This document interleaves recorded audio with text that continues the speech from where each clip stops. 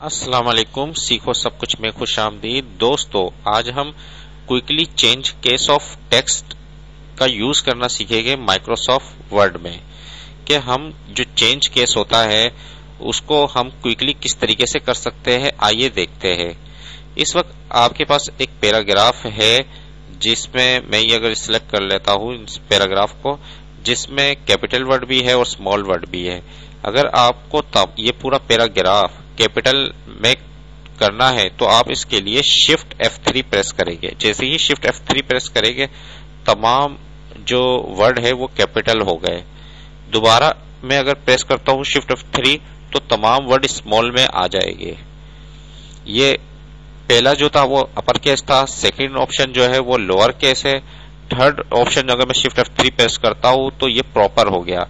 यानी कि पैराग्राफ का फर्स्ट लेटर कैपिटल है और जैसे ही वो सेंटेंस खत्म होता है तो दूसरा सेंटेंस शुरू होता है तो वो कैपिटल में स्टार्ट होगा, तो ये प्रॉपर कहलाता है। यानी कि शिफ्ट F3 के जरिए हम तीन तरह के चेंज कर सकते हैं केस को।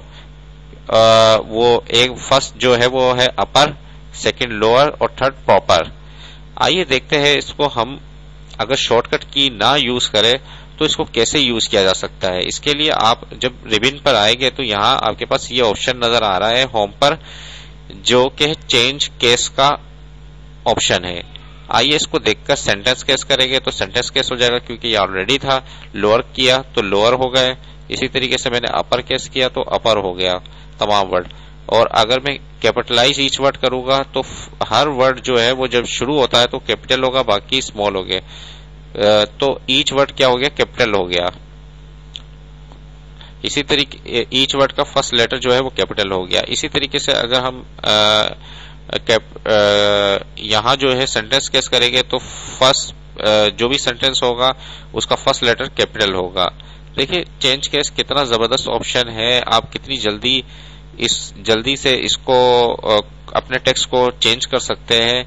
उम्मीद है कि वीडियो आपको बहुत पसंद आई होगी। लाइक और सब्सक्राइब करना मत भूलिएगा। दोस्तों, आप मेरे चैनल को सब्सक्राइब जरूर कीजिए ताकि कोई भी नई वीडियो आए तो उसकी अपडेट्स वगैरह आपको मिल जाए। Thanks for watching. Allah Hafiz.